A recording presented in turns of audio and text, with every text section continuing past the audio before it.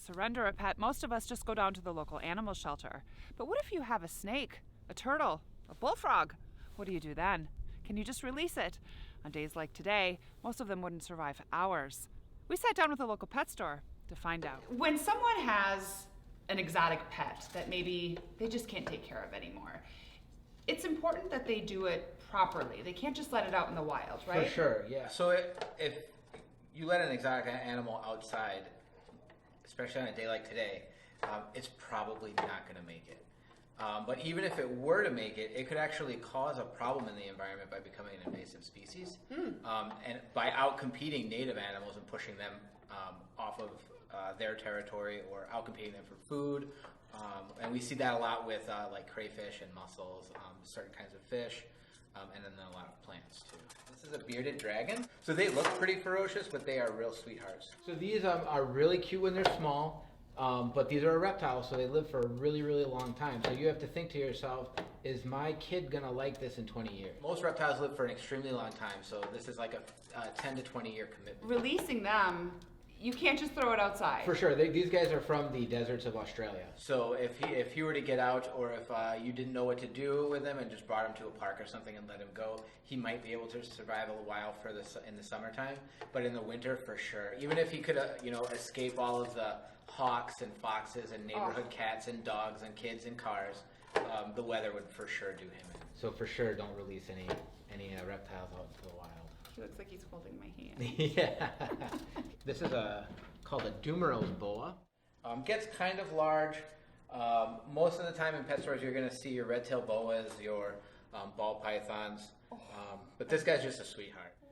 Hi. I've never touched a snake before. Yeah, a lot of firsts today. Yeah. Again, these animals live 15, 20 years, so while you might want it now, you really have to think to yourself, is this something that I want to be stuck with for a really long time? And things change. People move, people pass away, people get evicted, and sometimes you just can't take your pet. And with these exotics, you don't normally think like, oh, I can just bring it to the pound.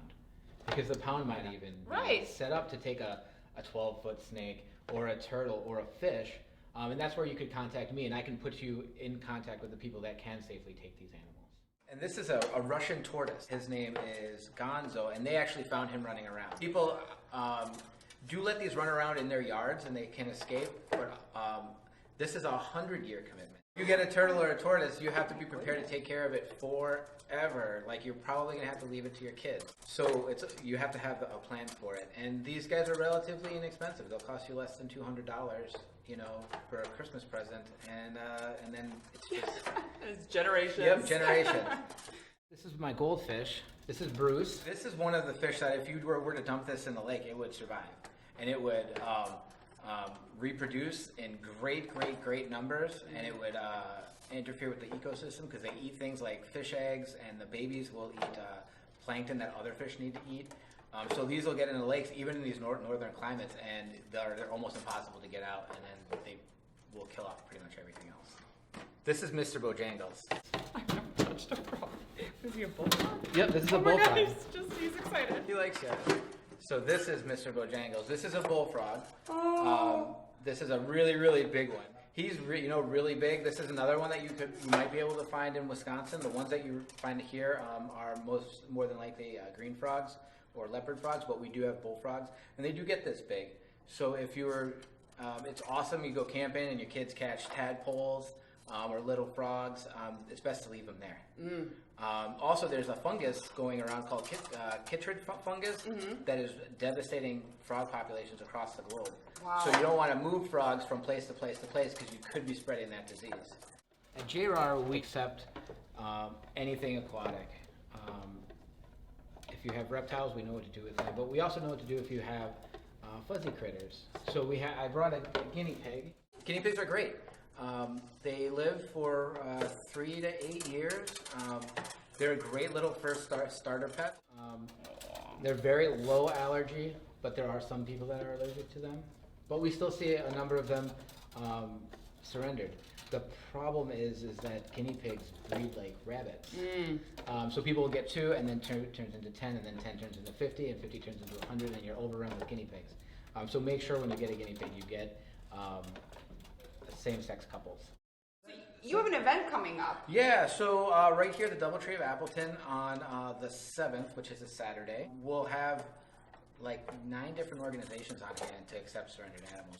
It's a one-stop shop, and it's totally guilt-free, totally, it's a safe place to come. We are totally understanding all the reasons that you could have for wanting to rehome a pet.